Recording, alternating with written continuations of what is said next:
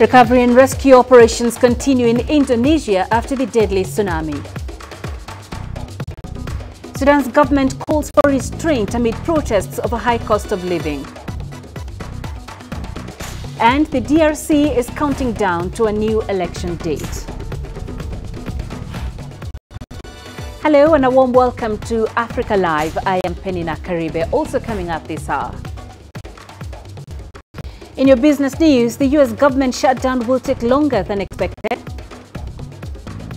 And coming up in sports, players gather in Johannesburg for the Regional Junior Chess Championship. We start the bulletin in Indonesia, where Anak Krakatau volcano continues to erupt the day after it's believed to have triggered Saturday's devastating tsunami.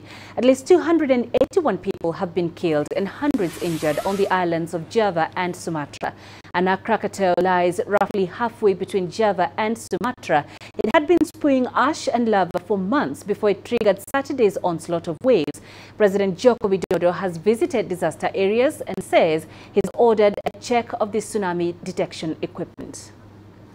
I have ordered a check of all of the equipment and the replacement of broken ones. I think in the new budget year of 2019, early January, I will order the replacement of broken or old equipment which can no longer be used.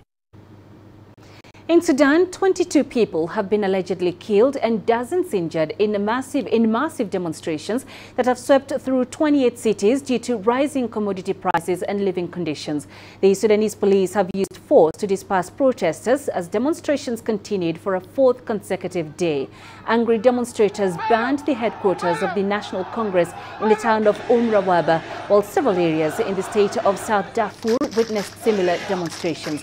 A Sudanese presidential aide, Faisal Hassan Ibrahim, has confirmed the death of 2 Sudanese armed men who were participating in demonstrations in Gadaref state 2 days ago.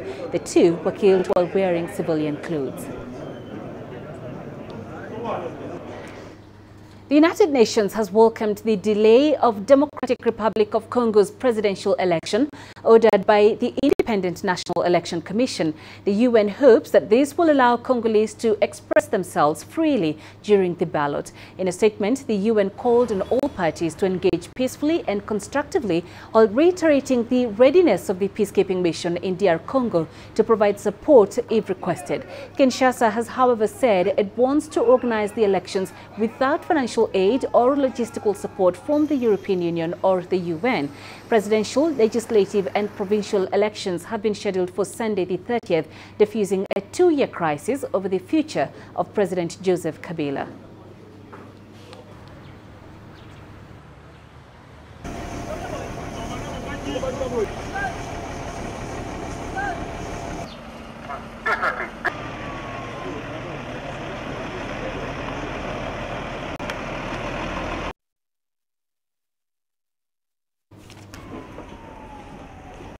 You're watching Africa Live. Let's take a quick break. Coming up,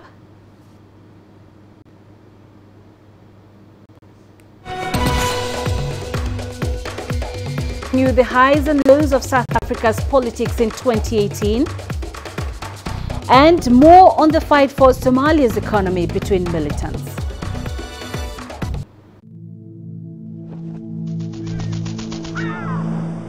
How will your world change today?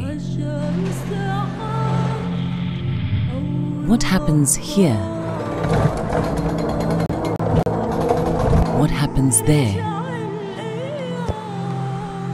Or what you make happen for yourself? If it matters to you, it matters to us too.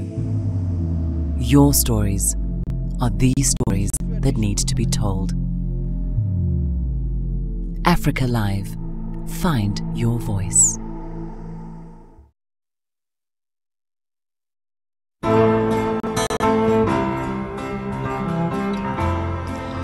My home country lies at the foot of Africa, the southernmost tip of our beautiful continent and the unique point at which 2 great oceans meet. Now on a clear day in Cape Town, you can just make out Robben Island, the place where Nelson Mandela was jailed for so long. South Africa has changed so much in the years since then, but it is this country's history that shaped me and took me into reporting.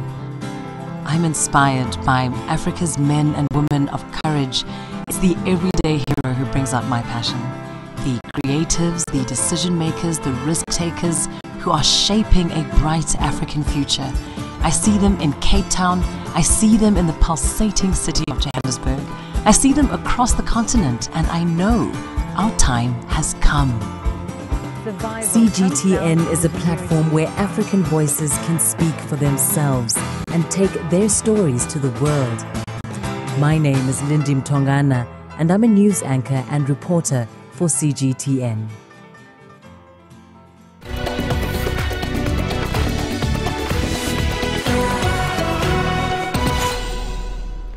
In the Horn of Africa, rivalry between two militant organizations with different ideologies is threatening the thriving business community in that country.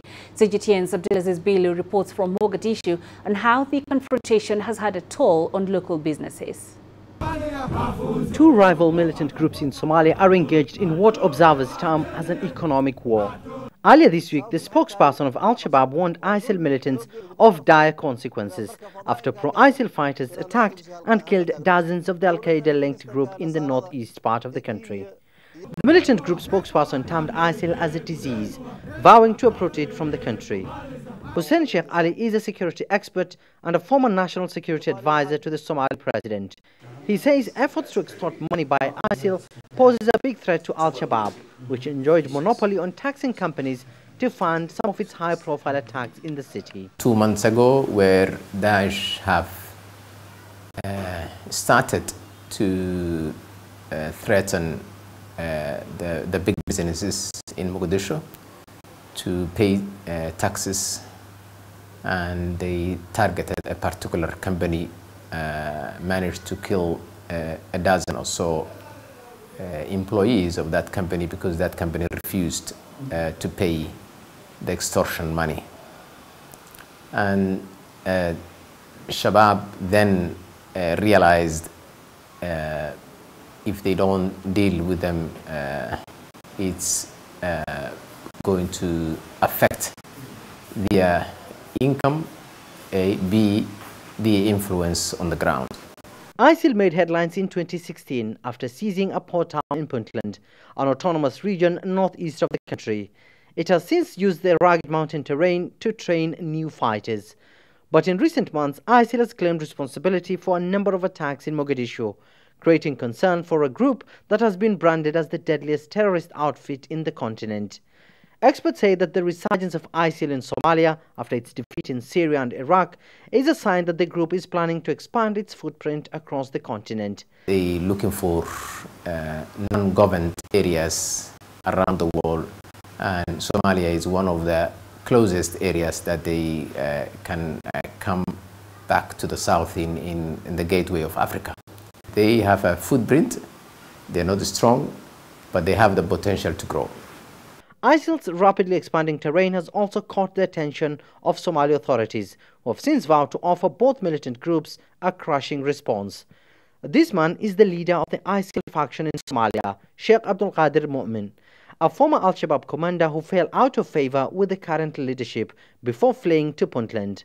Big businesses here in the country have recently come under increased pressure, and faced with very little options, they now have to pay 3 different forms of taxes, one to the Somali government, to Al-Shabaab, and now to pro-ISIL militants.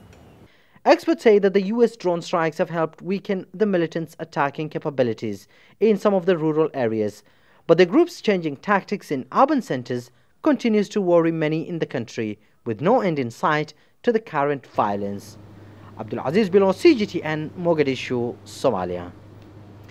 Let's take you back to the Democratic Republic of Congo, and the United Nations has welcomed the country's decision to delay the presidential election that was ordered by the Independent National Election Commission, and the UN hopes that this will allow Congolese to express themselves freely during that ballot. Let's get more now. We are live in Kinshasa. CGTN's Leon Senyange is there for us. Leon, it's Christmas Eve.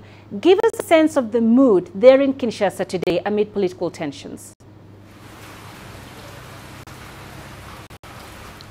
Well, it's a typical Monday in Kinshasa, save for the heat here. Everything is going on quite normally. A lot of traffic are down on the streets, but most of all, several people hitting the markets and the shopping malls as they do their shopping for Christmas. It definitely could have been a different kind of Christmas for most of the Congolese, or even those living in Kinshasa, given that the election or the voting day was postponed from Sunday, which was yesterday, to, well, next Sunday, the 30th of December. So quite peaceful, and many believe that this Christmas will definitely be a very different one, given that now there's a little bit of calm and slightly a bit more anticipation and time to going into the election on Sunday. And Leona, has there been any communication to reaffirm the new election date by the electoral body?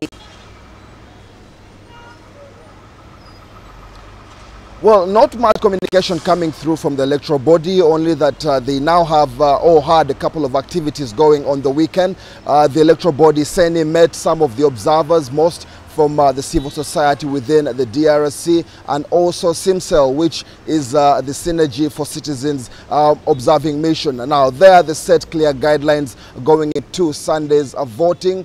That in itself seems pretty much an assurance that the election or the voting will go on Sunday as expected. And what has been the stance of the opposition parties since the postponement?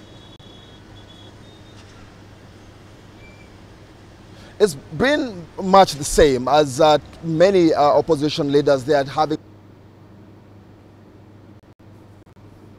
All right, I'm afraid we've lost Leon Senyange reporting for us there on the latest as the DR Congo gears up to vote this coming Sunday. Leon Senyange live for us there in Kinshasa. Let's take you back to a lead story this hour in Indonesia, where Anak Krakatau volcano continues to erupt the day after it's believed to have triggered Saturday's devastating tsunami, which killed at least 281 people.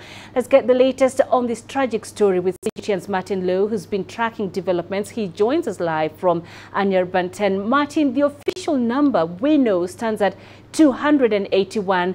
Are there any developments? Well, that shockingly high number remains the official death toll, but on top of that, there are dozens more who are simply missing.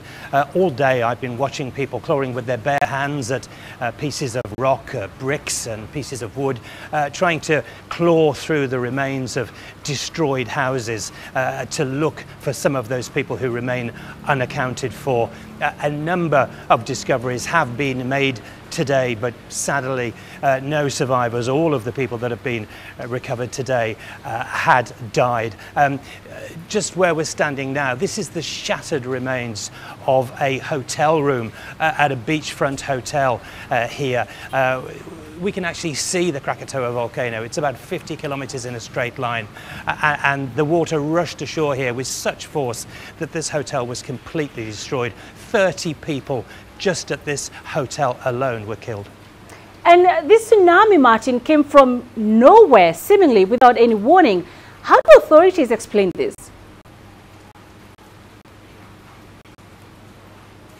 Well, most tsunamis are triggered by earthquakes, and around the globe there's a fairly sophisticated system of seismological sonar buoys and warning devices, and there is very often a warning that can be detected. There are movements in the Earth's crust which are picked up by these sensors in advance of an earthquake, and when that happens, it is possible to make predictions and it is possible to give warnings. This, however, was something unusual. This was a tsunami triggered by a volcanic eruption, a volcano which erupted, lava and debris spilled down into the sea at such speed and with such force that it simply displaced huge swathes of water, which built up into this huge wave and raced across the ocean and came ashore here. An unusual occurrence. Right, very unusual indeed, Martin. A natural disaster like this, it is beyond any government's control, but what has government said since this tragedy unfolded? Well, at the moment, the focus still remains on searching the devastation and trying to account for every one of those people who are still officially missing. However, the government have made some comments. You'll remember, I'm sure, that back in 2004, there was an even more serious tsunami in this region of the world where more than 200,000 people lost their lives. And after that, a lot of warning devices and buoys out at sea were put in place so that any changes in wave height or any movements of the Earth's crust could be detected. Now, it's feared, it's believed that over the 14 years since they were put in place, a number of those have become faulty. There's certainly been an assurance, a pledge from the government that they will carry out an urgent review of all of those warning devices. They will check to see whether they're still functional. Any that aren't operating will be repaired, and if necessary, more will be put in place. But there is one warning that they've made. Unfortunately, this particular event caused by this particular volcano erupting, which, as I say, the volcano is actually in sight of where I'm standing now, and the wave came with such speed that the government has said that no warning device anywhere in existence could give any warning for something that would happen that quickly. All right, Martin, thank you very much for that update. Martin Liu, live for us there in Jakarta. Now, the Ethiopian government is pushing back against the armed faction of the Oromo Liberation Front. The move is part of efforts to ensure security in the country. CGTN's Grim Chala has more. Unconfirmed reports suggest the Ethiopian army has been engaged in repeated fighting against the armed Oromo Liberation Front combatants. The reports also said the army has succeeded in killing and capturing the front's force who were not willing to surrender their arms when asked. Now, the OLF does not accept this. In fact, its leader, Daud Ibsa, told media that the Ethiopian government has breached their historic peace agreement, which allowed OLF to return to peaceful political engagements in the country. Daud also said him and fellow OLF leaders were not allowed to visit their armies, which are at the moment undertaking training in government military academies to ultimately integrate with the nation's forces. In response, Ethiopian government officials said the allegations are all baseless. In fact, they said the government will no longer tolerate the hostile acts of the Oromo Liberation Front.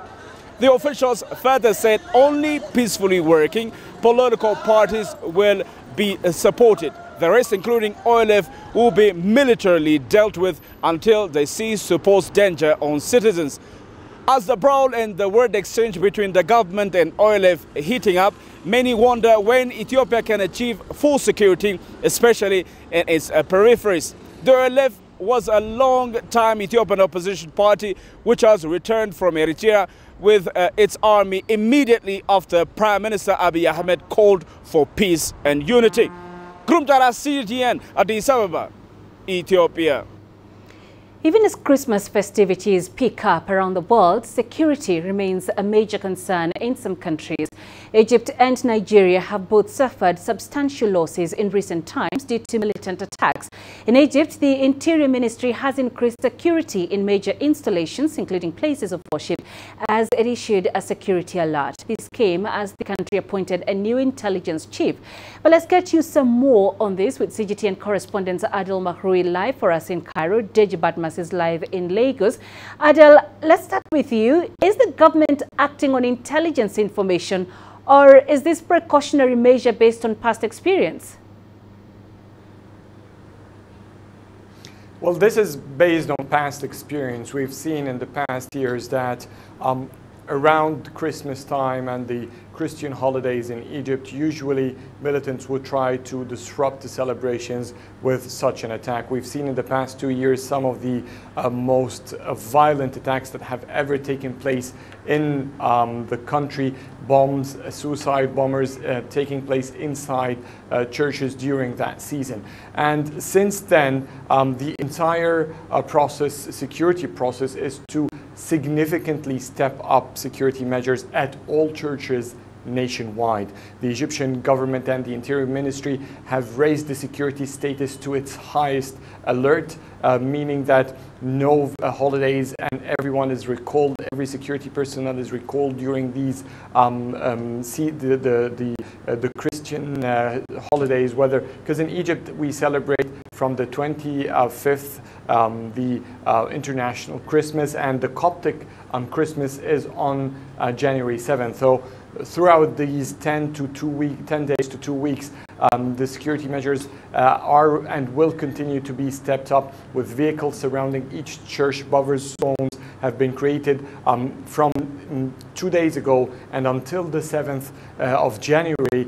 Even vehicles, regular vehicles, will not be allowed to drive in the streets next to churches. So all of this is just part of what Egypt believes is a precautionary measure and necessary one to prevent any possible threat that could interrupt the celebrations.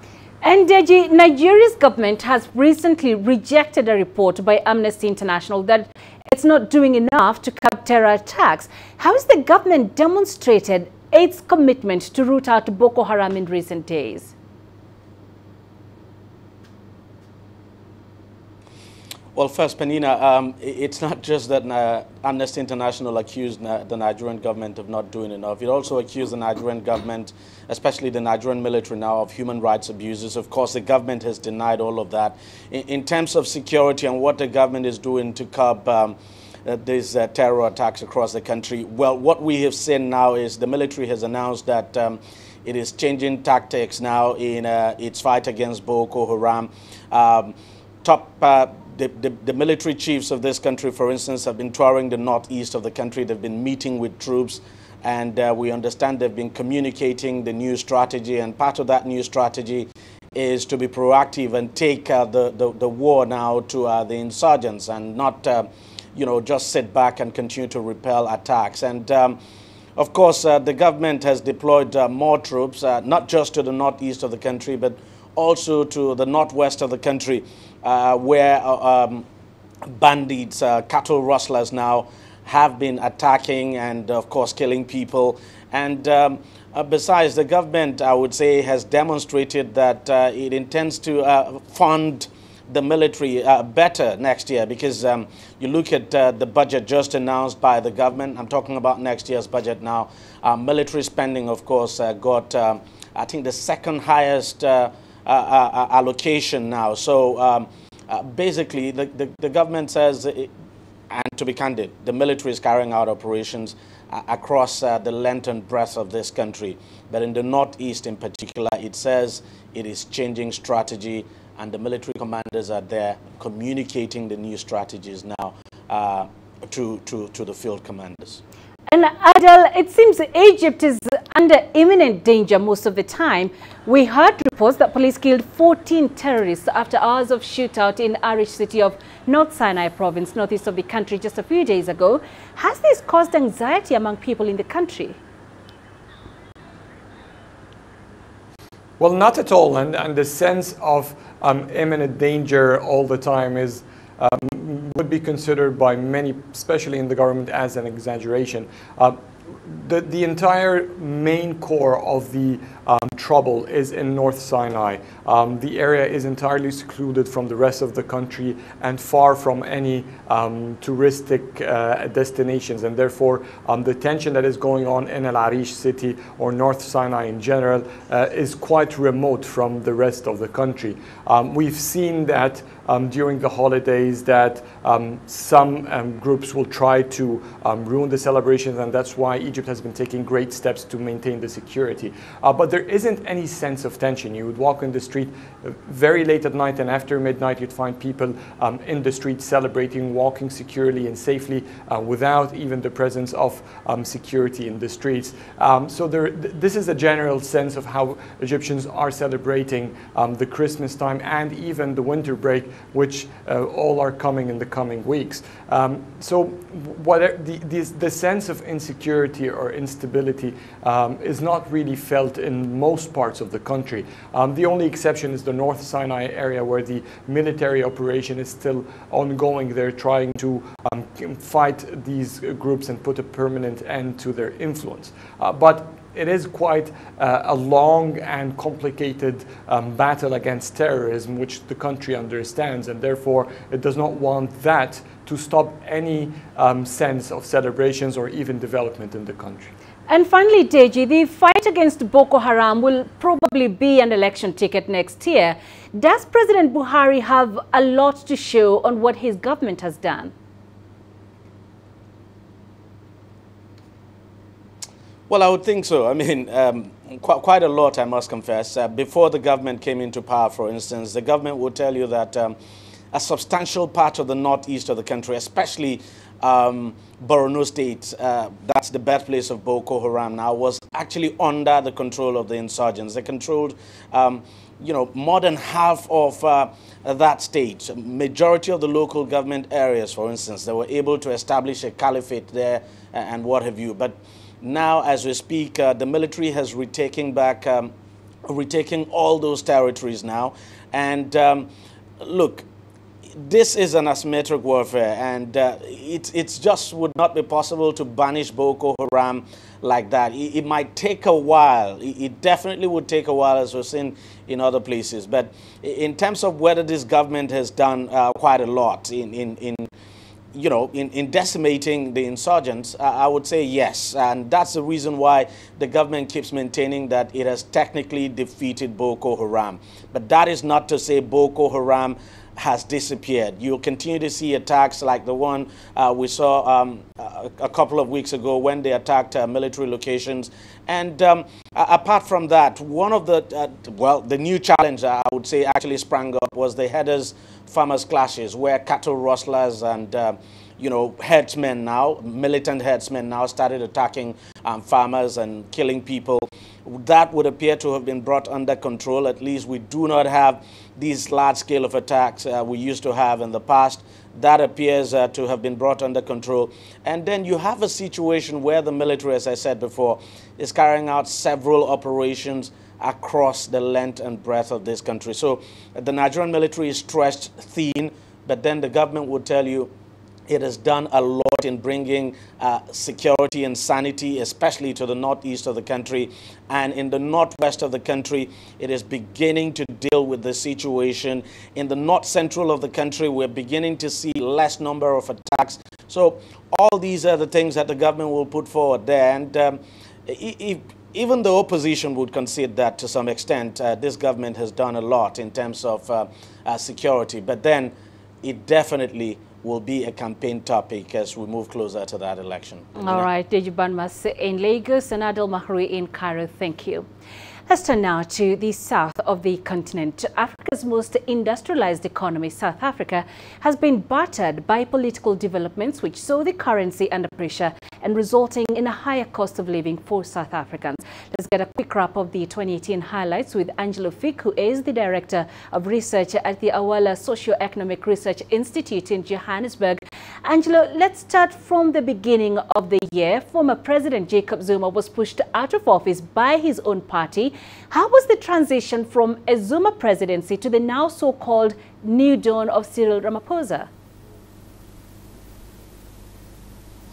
Well, I think many people had great hopes of this new dawn, assuming that all of the things that they ascribed to Jacob Zuma's presidency for the last 10 years will somehow be reversed and fairly quickly. And that transition has proven not to be quite as quick as they wanted it to be. So several cabinet ministers who were seen as Jacob Zuma appointees, who were seen as crucial to failures of state in the Zuma presidency and administration, were kept and weren't fired. Among them Batabile Dlamini, but also Nomvula Mokonyane. And the part of the reason for keeping them seems to be with this general election that's in the offing in 2019. So the transition has not been smooth, and there have been tougher times for some people under the Ramaphosa presidency than there had been in their assessment under the Zuma presidency. Now, before he left office, President Jacob Zuma sanctioned a commission of inquiry into state capture. And the irony in all of this is that he is implicated in the scandal. How did this commission change the political landscape, if at all? So I think very many people had very low expectations of the Commission into State Capture. and what they've since had, particularly in the last 2 months of the year, in November and in December, are some spectacular revelations by former ministers of cabinet and former senior members of the administration, indicating that Mr. Jacob Zuma himself was aware of what was going on around him, and that they even accuse him at points of facilitating some of the malfeasance. So what we've seen here is a shift inside the ANC, where they've had to, one, embrace the state capture allegations, which they denied for so long, but also do so in a way that voters will see this ANC government under Cyril Ramaphosa and the party behind him in the wake of the 2017 party elections as being anti-corruption and pro-citizens, because they're fighting that election next year. But what I think many people are saying is that there are some concerns they have around the ways in which they don't see the ANC's response or government's response as necessarily as strong as it could be, given that so many people in government are still part of the party apparatus inside the African National Congress, and therefore have to be kept on for their electoral activities and their ability to deliver votes in 2019. And some journalists have blamed the now high cost of living, especially for the poor, on government corruption. In your view, is this a fair assessment?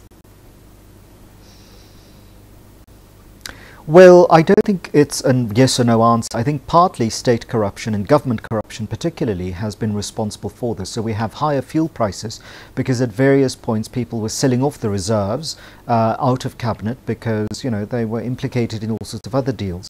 The cost of electricity is certainly where it is, precisely because of the ways in which the energy provision company, which has a monopoly in South Africa, Eskom, has been mismanaged and has had several bailouts.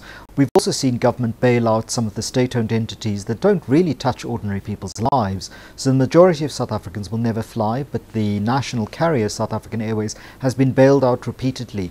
And so the third issue is, of course, the way in which the public broadcaster, the South African Broadcast Corporation, has had one, financial difficulties, but also governance difficulties, which a change in the Ministry of Communication hasn't really helped.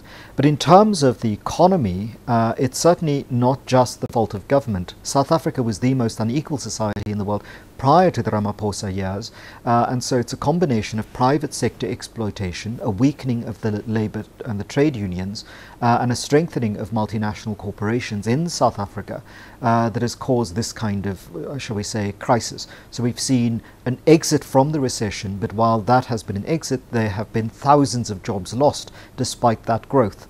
And what many people fear is that we will have a repeat of the Thabo Mbeki years, when the South African economy grows, but it's jobless growth that doesn't really benefit the poor. And so I think these journalists are a little premature in assuming that all of the fault lies with government. The private sector in South Africa certainly has a significant role to play in the higher prices and the higher cost of living. All right, Angelo Fake in Johannesburg, thank you for speaking to us. To West Africa now. Nigeria's President Muhammadu Buhari is calling for strengthening of regional efforts against security threats posed by religious extremism in the West African region. President Buhari was speaking at the ECOWAS Heads of State Summit held in the Nigerian capital, Abuja. CGTN's Kelechi Mekalam has more. It's the 54th session of the West African Regional Summit. Regional heads, government delegates and members of the diplomatic corps are gathered here in the Nigerian capital, Abuja.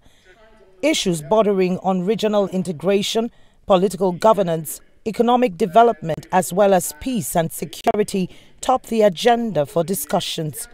Declaring the summit open, Nigeria's President Muhammadu Buhari urged member states to forge a collective front against insecurity in the region. It's a matter of concern that terrorism and violent extremism have continued to threaten the peace and security in our sub-region. This threat calls for collective action on our part if we are to effectively and definitively eliminate it. The region is home to numerous extremist groups like Boko Haram, Al-Qaeda and ISIL in West African province. The summit also considered several other reports, including the political situation in Guinea-Bissau, Togo and the region, and urged proper security intervention. The authority urges the security forces to continue to demonstrate professionalism in their mission of maintaining order and ensuring the security of people and property. It states its determination to continue to closely monitor developments in Togo to ensure that these decisions and recommendations are properly implemented. Boko Haram's terrorists have continued to stage attacks on civilian and military installations, especially in Nigeria's northeastern region. As a result, tens of thousands have been killed and millions displaced from their homes. Now many are hoping that the regional heads are able to walk the talk. Kelechi Amekalam, CGTN Abuja, Nigeria. In East Africa, Burundi's army has opposed the request by the African Union to withdraw 1,000 soldiers serving in AMISOM. Burundi instead wants a proportionate number of troops be withdrawn from each AU member country. Burundi is the second biggest contributor to the 21,500-strong peacekeeping force. The AU is gradually scaling back its AMISOM force as Somalia's nascent armed forces are trained and deployed to replace them. The withdrawal request comes amid tension between Burundi and the AU after it issued an arrest warrant against former President Pierre Buyoya. The AU claims Buyoya was involved in the assassination of the first elected Hutu president. Let's get the inside story now with CGTN's Abdulaziz Bilo. He's live for us in Mogadishu. Abdul, the Somali government was urged to conduct effective force generation to gradually take over security responsibilities in Somalia. How is that process going? Well, Peninah, that process is underway, and as we speak right now, the federal government here in Somalia, through the support of the donor community and regional member states, have agreed on a security architecture plan that has been endorsed by the country's donor community. Now, part of that architecture plan involves the creation of a police unit and a military unit that is comprised of 18,000 armed forces and 32,000 police troops. These forces from the military are expected now to take the charge of the country's national security, and the police are supposed to be deployed in towns and small villages just to keep law and order. So far so good. According to the national security advisor to the Somali president, he says that that process is underway. 9,000 members of the Somali armed forces have so far been vetted, biometrically registered, and are being paid directly to their account. So they have 9,000 troops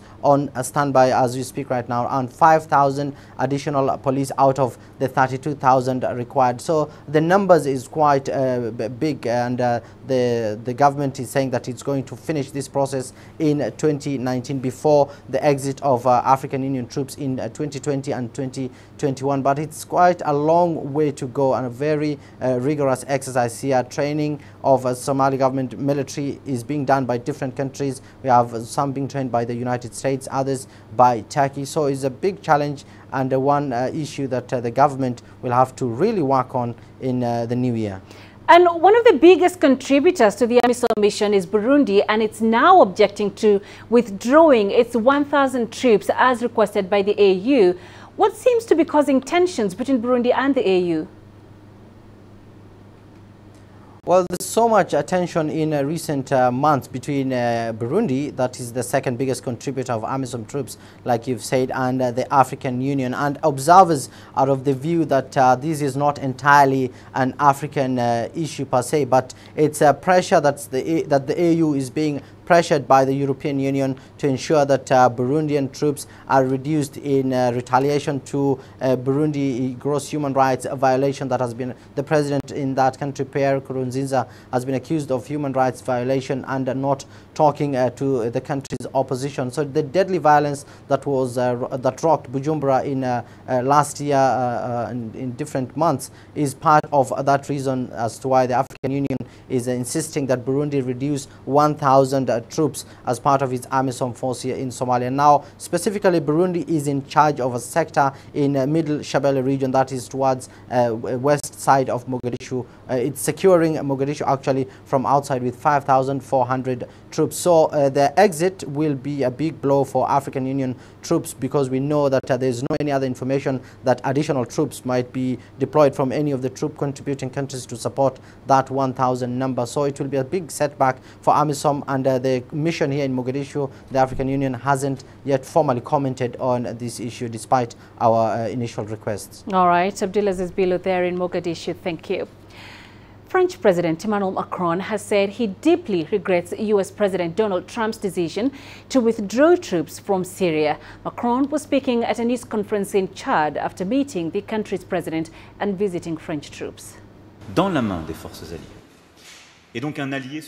So an ally must be reliable, must coordinate with his other allies.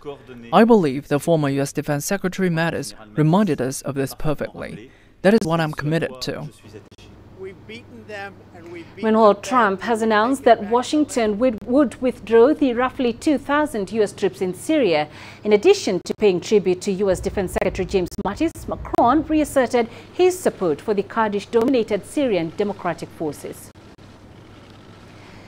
Days after US's withdrawal announcement, Turkey is reportedly massing troops along the border with northern Syria near a town held by US-backed Kurdish fighters.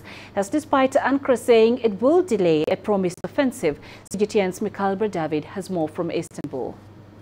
Turkey has been very active along its border with Syria. A convoy of military equipment has been transported through the Turkish town of Karkamış, which is about 35 kilometers north of Manbij. The area is controlled by the Free Syrian Army, which is backed by Turkey. Turkey has also increased its reinforcements along its border at the Turkish town of Kilis. They've sent military equipment, tanks, and military personnel to that area.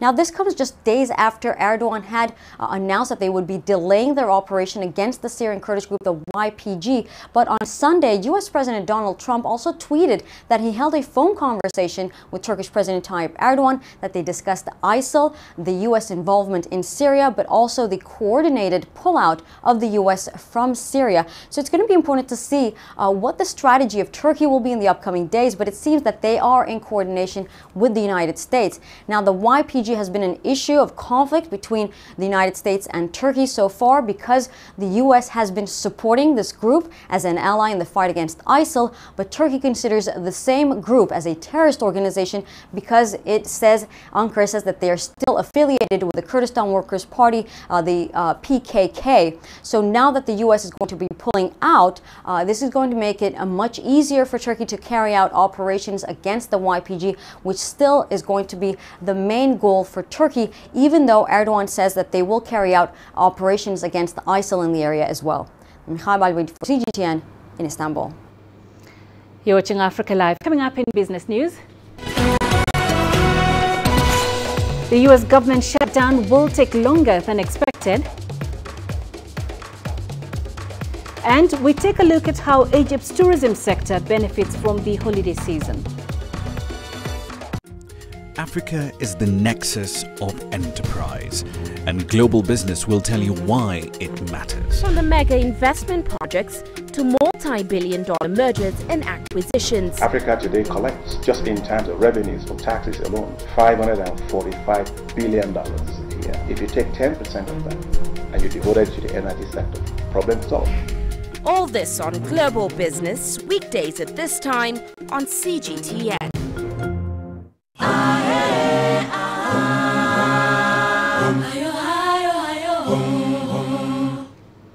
Now to U.S. politics, the partial shutdown of the U.S. government could stretch into the new year. Some 800,000 federal workers are caught in the middle of a budget battle. Most haven't felt it yet, but as CGTN's Toby Muse reports, that could change if the closure continues. Thank you very much. I appreciate everything. The White House is warning the third government shutdown this year could last into 2019. Here is President Donald Trump's incoming chief of staff. I think that is, it's very possible that this shutdown will go beyond the 28th and into the new Congress. The U.S. government was partially shut down on Saturday after the White House and the Congress could not agree on a spending bill moving forward. Trump is demanding $5.7 billion to fund a wall on the southern border to stem illegal immigration and drug trafficking. In order to get us out of this mess, a negotiated solution will need to check these boxes. It's really simple, Mr. President, really simple. It will need the support of 60 senators, which will obviously include a number of Democrats. Democrats oppose the wall, calling it a waste. The shutdown affects 800,000 federal employees. More than half of them, approximately 420,000 workers, are deemed essential and will have to work without pay, although they likely will get paid eventually. The remaining employees will be furloughed and could miss a paycheck, depending on how long the shutdown lasts. Essential government agencies like air traffic control and border security will remain open. The effects of the shutdown could be felt when people return to work after the holidays. At least one Republican has criticized the president's stance on funding, saying it's a made-up fight. Funding for the wall could become more difficult when the Democrat-controlled Congress takes office in January. Both sides are blaming each other, although earlier this month President Trump had said he would proudly take credit for the shutdown. Trump and the Democrats are under tremendous pressure from their supporters not to back down in this fight, even as the two sides continued to negotiate Sunday. And America wonders who will blink first. Toby Muse, CGTN, Washington. South Africa's embattled power utility Eskom has announced that it is cutting more than half of the top executive positions following a retrenchment process. The firm plans to cut a total of 12 positions through regrading or combining roles, bringing the total number of senior executives down to 9. The decision is meant to help the utility meet its targets to become more cost-effective, efficient and sustainable. Eskom, which supplies most of South Africa's electricity, has amassed almost $30 billion in debt over the past 10 years due to its huge capital build program. It is now unable to pay interest costs from revenue earned and must borrow to service its debt. Its overall debt is projected to rise over $40 billion over 3 years if debt levels are not contained. Earlier this month, President Cyril Ramaphosa unveiled a team to advise the government on how to address the power utilities challenges. The restructuring of the executive staff is considered one of the steps in this regard. Taking a look at South Africa, the country's Competition Commission has recommended Shoprite's retail unit be fined 10% of its turnover for anti-competitive behavior. Following the proposed charge by the Commission, the retail shares fell by more than 4%. The unit brought in $10.22 billion in revenue in 2018, with Shoprite Checkers being its biggest moneymaker. The then ticket-selling subsidiary CompuTicket is also facing charges after allegedly signing agreements with inventory providers in the entertainment industry that enables it to discriminate on prices.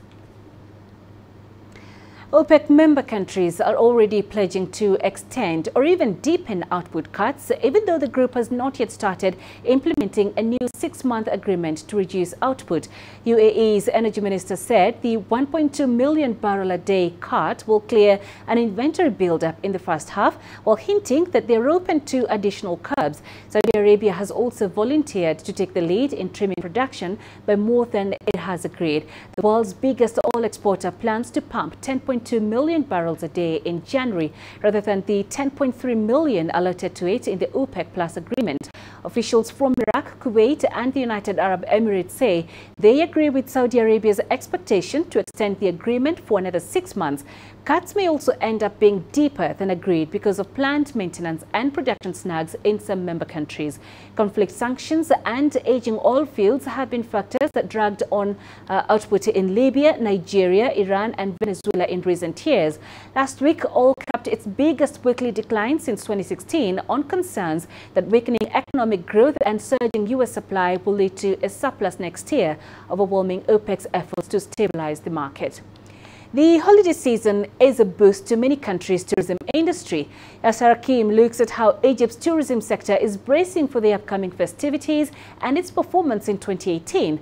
Tourism is considered one of the major sources of hard currency for the North African country. Egyptian hotels and resorts are looking forward for the festive season. The sunny, warm weather in the Red Sea cities of Sharm el-Sheikh and Hurghada make it an attractive destination during the Christmas and New Year. The season looks very promising. The hotels and resorts are fully booked. It's near impossible to find a room even for us Egyptians to enjoy the holiday. The improvements in the security and the successful crackdown on terrorism has helped bring back tourists from the US, Japan, Spain, Germany and the UK in big numbers. The first 3 quarters of 2018 have recorded a 55% increase against the same period in 2017. However, the 8 million who visited the country are still much lower than the 15 million the new Minister of Tourism is targeting. Rania Al-Mashad has been very active. She constructed the whole ministry to be more effective, hired qualified personnel and set up a comprehensive marketing and sales plan to attract more visitors in the short and medium term. The all-important charter flights from Russia have not resumed yet since the 2015 passenger plane crash in Sharm el-Sheikh, depriving Egypt from over 2 million Russian visitors a year. But Chinese tourism has been steadily increasing to reach 500,000 in 2018, up from about 300,000 the year before. Egypt is a beautiful country with a great civilization like China, so I had to come see it myself. In 2019, the government plans to inaugurate the new Grand Museum, one of the largest in the world, as well as refurbishing the pyramids area. Unlike the previous 5 years, 2018 has been a good year for tourism in Egypt, and analysts expect that 2019 would be even better. Yes, Haki for CGTN, Cairo. Coming up in sports. Players gather in Johannesburg for the Regional Junior Chess Championship.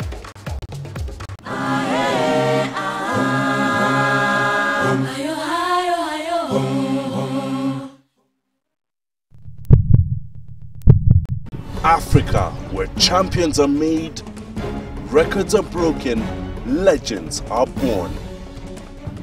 We're there for every goal, for every knockout, for every step of the way.